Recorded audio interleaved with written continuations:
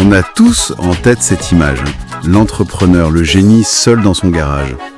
Tu vois, un peu à la Jobs, Wozniak ou même HP à leur début. C'est l'image classique de la Silicon Valley. Inspirant, mais est-ce que c'est encore tout à fait ça aujourd'hui ? Cette image, elle est forte, mais elle date peut-être un peu.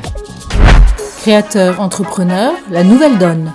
La vraie question, c'est est-ce que le garage, c'est toujours le point de départ obligé ? D'un côté, tu as le schéma classique. L'idée, le codeur en suite qui bosse jour et nuit. Oui, la chasse au lever de fonds avant même d'avoir un client. Un processus long, souvent secret. Et de l'autre côté, on voit émerger autre chose. Ce modèle classique, il était très centré sur le produit, sur la technologie. Il avait sa logique, cette logique un peu lente, mais sa faiblesse, c'était souvent le décalage avec le marché. Et cette grosse dépendance aux investisseurs, aux VC. On passait un temps fou à pitcher, parfois au détriment du contact réel avec les futurs utilisateurs. Le risque de faire un truc parfait, mais dont personne ne veut quoi. Exactement. Et c'est là justement que l'expérience alternative qu'on a vue dans les sources est intéressante. On parle de profils différents, pas forcément l'ingénieur pur jus, pas forcément de gros capital au départ, mais autre chose, une audience, une marque perso forte. Ça pose les bases de ce nouveau modèle. Appelons-le le créateur-fondateur. Le gros changement, c'est qu'on commence souvent par la communauté, par l'audience. Le produit, lui, il vient après,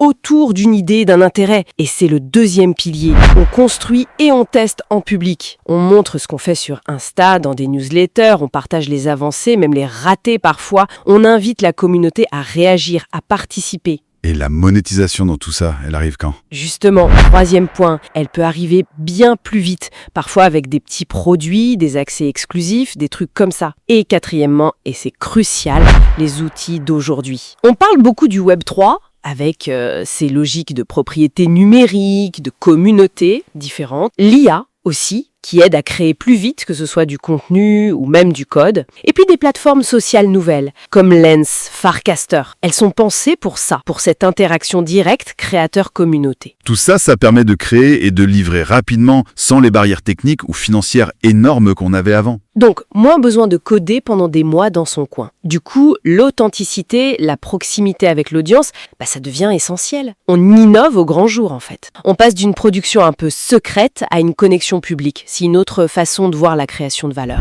Et ça donne des résultats concrets, apparemment. Les exemples sont là. Des communautés qui deviennent des business, des objets de collection vendus direct. Des financements participatifs qui marchent. Et tout ça, souvent, sans les millions des grosses levées de fonds traditionnelles, en restant proche des gens du début. C'est vraiment intéressant comme évolution. Le mythe du garage, il existe toujours, mais il n'est plus tout seul. Il coexiste avec cette réalité du créateur qui s'appuie sur son réseau, sa vitesse, sa capacité à créer en public. La force, elle est plus seulement dans l'idée ou le capital, elle est beaucoup dans cette dynamique avec la communauté. Ça soulève une question importante d'ailleurs, sur ce qu'est vraiment la valeur entrepreneuriale aujourd'hui. Elle semble se déplacer. Alors, si on résume, qu'est-ce que ça veut dire tout ça ? On passe de la recherche de l'idée du siècle, cachée, à une démarche où on cherche plutôt ce qui résonne avec sa tribu et on le construit avec elle au grand jour. Une approche basée sur la résonance, la transparence. C'est un vrai changement de perspective. Et ça nous amène à une dernière petite réflexion pour nos auditeurs. Si le garage et le code parfait ne sont plus les seuls passages obligés, quelles sont les compétences qui deviennent vraiment cruciales pour l'entrepreneur de demain ?